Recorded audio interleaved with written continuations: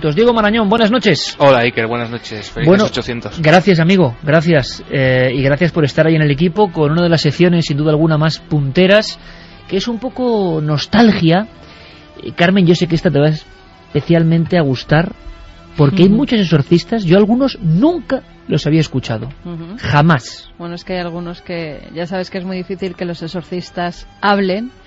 Normalmente hablan si ya los conoces de hace tiempo, si el periodista, el investigador, por alguna razón los conoce desde hace años, y en muy pocas ocasiones. No les gusta además contar muchas cosas porque fíjate, a Fortea, por ejemplo, que lo nombrabas antes, se lo han llevado al Vaticano porque parece que aquí hablaba demasiado.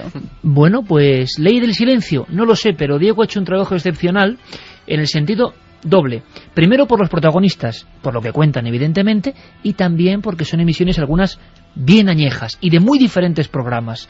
Pero me gustaría, Diego, que empezásemos con un documento que es un exorcismo, así a las bravas, y un exorcismo en Francia, y un nombre en clave, René Crozet. ¿Puede ser, Diego? Puede ser. René Crozet era un medievalista francés que se encargó de recoger en vídeo un exorcismo de la Iglesia Gallicana, que es una tendencia separatista de la Iglesia de Francia con respecto a la jurisdicción de Roma. Las imágenes son añejas, tienen una textura, para que la gente se haga una idea, muy parecida a lo que se ve en las filmaciones de Garabandal. Tiene esa textura muy vieja, casi de tomavistas, y bueno, la verdad es que es espeluznante. Creo que no muchas veces se ha escuchado un exorcismo en francés.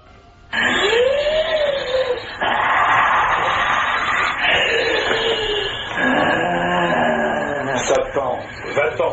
Que Jésus-Christ, qui vit de mort, nous défende par le signe de cette croix au nom du Père, du Fils et du Saint-Esprit. C'est la croix, voici la croix, le bois de la croix de Fuyez, Nuestros compañeros Carlos Largo, Fermín, Agustí, Coque Peinado, Noel Calero, muy atentos en el otro lado, porque son sonidos que de repente, esto es Milenio 3, hemos pasado de la luna y de ese ambiente un poco onírico de sueño espacial a una cosa tan profunda, tan medieval si se quiere. Tampoco... Decían los exorcistas, Iker, Satán, vete, dale a besar la cruz, rezad. Ese exorcismo que se estaba realizando en francés, y que, como bien decía Diego, las imágenes son impactantes porque es una mujer joven que se está revolviendo, que está luchando contra dos personas que la están sujetando, y que parece que la voz delicada que tenía en un principio antes de comenzar el exorcismo se transforma en esta voz animalesca. Una voz que además parece que es un código que se reproduce en todas las culturas, porque fíjate, ¿es habitual un exorcismo en el Islam? Pues es más habitual de lo que se cree. Sí que se hacen exorcismos en el Islam, además desde hace muchos años, porque la figura del demonio, del diablo, también está en esa religión, de un ser maligno. Y, claro, si trazamos una especie de hilazón entre rituales de exorcismo que han sido grabados, nos damos cuenta de que muchas veces los comportamientos, la energía maléfica, podemos decirlo así, que transmiten las palabras, los gestos, las fuerzas, es algo idéntico casi, es como una misma histeria para algunos, para otros una fuerza, ¿no?, que está influyendo ahí. Exorcismo en el Islam. Vamos a escuchar algo, ¿verdad, Diego? Sí, como decía Carmen, el rito del exorcismo en el Islam es bastante más usual de lo que se cree. Lo que pasa es que en vez de recitar fragmentos del ritual romano, lo que se recita son suras, ¿no?, del Corán. En el Islam contra lo que se lucha es contra los llamados genios, que son una parte del mundo invisible que pueden llegar a poseer a las personas, y también tenemos ese documento. O sea que los jinnas y los dijin, de los malignos que tantos hemos escuchado hablar en diferentes puntos de los países islámicos, tienen la facultad de meterse en las personas, y también los, vamos a decirlo así, sacerdotes islámicos pueden de alguna manera arrancar ese demonio del cuerpo. ¿Hay alguna diferencia, tú has notado alguna diferencia importante, Carmen, entre la práctica en el Islam, aparte de lo que ha comentado Diego, ¿no?, del instrumento inicial, en las formas, en lo que se ve? Prácticamente es lo mismo. Prácticamente es lo mismo. Da igual la religión. Los movimientos, los espasmos de los supuestos endemoniados son exactamente iguales. ¿Y no hay ahí una clave? Incluso las frases que dicen esos supuestos endemoniados al luchar contra la persona que quiere sacar ese mal de su cuerpo. Porque la palabra no se escucha de muchos exorcismos, la en árabe surge constantemente. ¿De dónde viene este documento, Diego? Pues este documento viene de un documental que circula por internet, que recopila varias imágenes de distintas religiones, como el Islam, como el hinduismo, como esto, ¿no? Como el Islam, y de ahí lo hemos sacado. Vamos a escucharlo. Vamos allá. Kamu yang selalu perhatikan. Jangan keluarkan dari badannya. Perhatikan, Jangan keluarkan dari badannya. Perhatikan. Enggak. Perhatikan. Enggak. Oke, kalau kamu udah memperhatikan, maka akan saya bacakan Al-Quran depan kamu supaya kamu tersisa. A'udzu billahi minasy syaithanir rajim. Pegang lagi pegang. Bismillahirrahmanirrahim. Kalau kamu keluar, kamu zalim. Nah, aku tidak mau keluar. Tidak mau. Aku mau keluar. Tidak. Kamu keluar. Tidak. Kamu keluar. Tidak. Kamu keluar. Tidak. Kamu keluar. Tidak. Kamu pukul. Kamu keluar. Tidak. Kamu keluar. Kamu keluar. Tidak.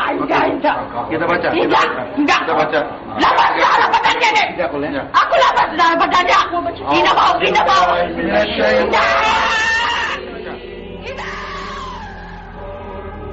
Al final, el exorcismo, que parece que trasciende las propias religiones, se convierte en un acto de fe, de histeria, de presencia del misterio.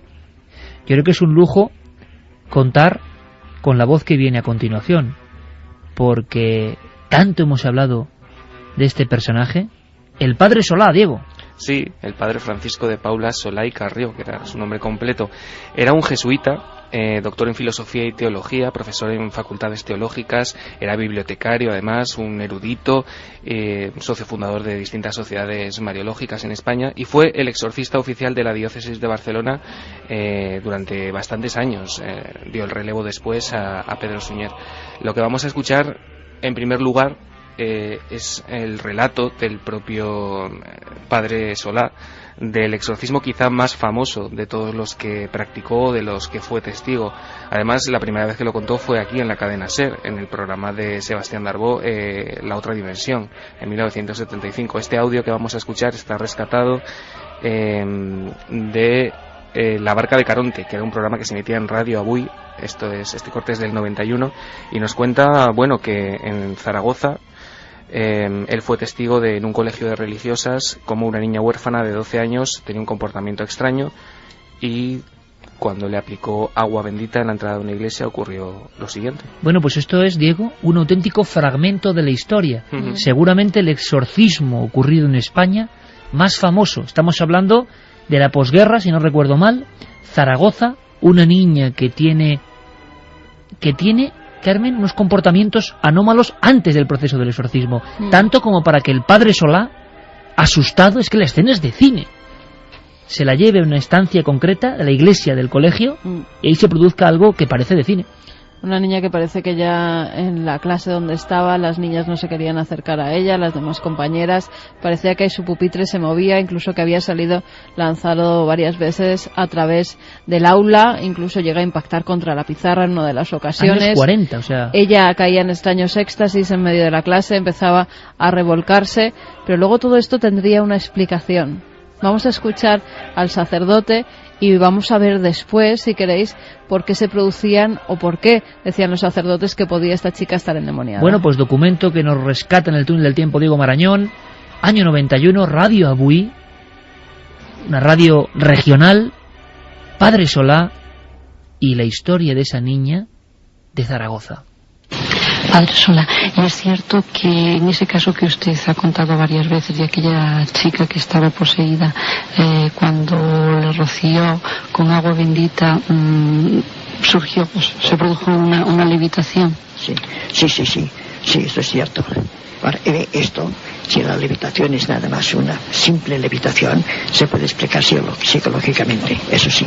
Ahora, el proceso común fue el de levantarse, y más que levantarse, fue echarse y saltar por encima de los bancos, un espacio de unos 15 o 16 metros, sin rozar, a cosa de un palmo o palmo y medio sobre los bancos, como quien se tira a una piscina. Eso ya no se explica tan sencillamente, pero en fin, aquí yo no me hago fuerte. En esa cuestión, que es meramente mecánica, no me hago fuerte. pues todos como siendo muy conscientes de lo histórico que es esto, escuchamos con mucha atención al padre Solá, parte de la historia de los exorcistas españoles, quizá el primero en España. Yo no sé si poner la mano en el fuego, pero creo que el primero que de alguna forma concede una entrevista en el año 75 a la cadena SER, programa Otra Dimensión, Sebastián Darbó, y de alguna forma también habla del exorcismo desde el punto de vista de la Iglesia oficial. Creo que era un paso de gigante. Y esa historia tiene un final. Esta historia, escuchamos al padre como decía que esa niña levitaba por encima de los bancos, que se elevaba y acaba dándose un tremendo porrazo en el altar, donde varias personas la pueden sujetar porque ella quería salirse de la iglesia, parecía que el agua bendita además la quemaba. Se hace como un ovillo además, parece, ¿no? En determinado momento el padre empieza a rezar las oraciones del ritual romano y entonces esa niña parece que sale de ese estado. Parece que deja de estar endemoniada, entre comillas. Todo empieza porque tenía un hermano que iba a visitarla a ese colegio. Ella durante las misas, además anteriormente sabéis que las niñas que estaban en colegios religiosos pues tenían que comulgar todos los días, confesarse una vez a la semana, y esta niña lo que hacía era coger la hostia consagrada y guardársela en el babi, en el uniforme, y luego entregársela a su hermano. Su hermano iba todos los días a coger esa hostia consagrada porque al parecer pertenecía a una secta de corte satánico. A raíz de eso la niña... En aquellas épocas. A raíz de eso la niña empieza a sufrir toda serie de fenómenos inexplicables hasta tal punto que, fíjate, un sacerdote dice que la ha visto levitar más de 15 metros por encima de unos bancos. Exorcista durante 15 metros, a lo largo de 15 metros, por encima de lo que son por encima de los bancos. Las banquetas, en un salto o levitación, lo que cada uno quiera poner. Después de ese exorcismo se encontraron con la niña, con la chica ya muchos años después, estaba casada, tenía una vida completamente normal y, como suele ocurrir durante los exorcismos, ella no recordaba esa parte de su vida. Y desde luego, quien sí recordó toda la vida esta escena, repito, de película de terror, fue el padre Solá, que tenemos un segundo corte en esta recuperación casi arqueológica que es el túnel del tiempo, Diego, donde nos habla de otros casos que él llama acción diabólica y que es como otro mundo diferente, ¿no? Sí, el padre Solá siempre mantuvo, y también en entrevistas a diarios y a medios de comunicación, que había que distinguir muy bien entre lo que era la influencia o la acción diabólica y lo que era la posesión. Según él, aquellos que sufrían influencia diabólica tenían una sintomatología menos grave, era algo temporal y podía estar motivado, decía él, por un pacto que el hombre había hecho con el demonio. La posesión diabólica, por el contrario, no tenía mucho que ver con esto y se producía cuando el demonio se introducía en el cuerpo del poseído y actuaba con entera libertad. Él también lo contó en aquella entrevista en la Barca de Caronte. La palabra pacto, por cierto, que va a surgir en ese túnel del tiempo varias ocasiones. Influencia de otros seres. Ahora, estos casos pueden llevar a otra cuestión que es muy distinta, pero también importante, y es el saber distinguir muy bien entre posesión diabólica y acción diabólica. Eso es diverso. Una persona puede no estar poseída por el diablo y tener y sentir efectos o influencias diabólicas. La brujería tiene mucho de esto. La brujería negra, porque hay muchas clases de brujería, de espiritismo y demás. Si hablamos del espiritismo, allí puede haber, y hay sin duda, mucha influencia diabólica. Estamos ya embozados en lo más negro de la noche, sin duda alguna, con un tema que llega, que cala, que parece del medievo, pero sigue también ahí, en lo hondo del alma colectiva. ¿Quién es David Gascón, Diego? Pues David Gascón es un teólogo y experto en derecho canónico que además ejerció como vicario judicial del obispado, fue catedrático de didáctica en la Universidad de Murcia y en 1996 concedió una entrevista a nuestro amigo Joaquín Abenza en El último peldaño. Ahí, fíjate, contó un caso muy parecido a este del padre Solá, que tal y como comentaba Carmen, esos detalles, pues en esta ocasión David Gascón comentó, entre otros casos, cómo él había sido testigo de la supuesta posesión de una niña de 12 años en Alicante. Más o menos el desencadenante era muy parecido a lo que ha contado Carmen. Se repetía también, ¿no? De tipo satánico, exacto. Con 12 años. Sí, sí. Y además, tú has dicho ahora mismo, has mencionado en antena el currículum, no un cualquiera precisamente, alguien que ha tenido cargos importantes en la estructura de la Iglesia, y lo cuenta con mucha fuerza además, cuenta con mucha fuerza. Vamos a escucharlo. Una cosa es leer un tratado de demonología y otra cosa es verlo agazapado en la realidad y haciendo sufrir Satanás. La primera experiencia fue con una niña de 12 años en Alicante. Ella pues había participado en unas reuniones de tipo satánicas y quedó afectada.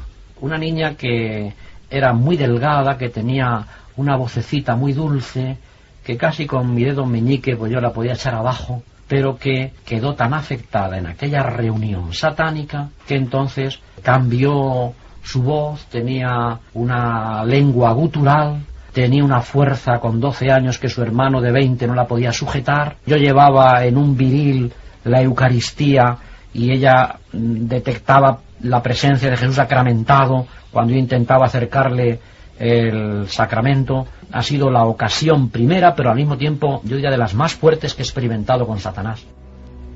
No le cabe la menor duda, ¿eh? Cara a cara para este hombre de la Iglesia en Murcia con Satanás.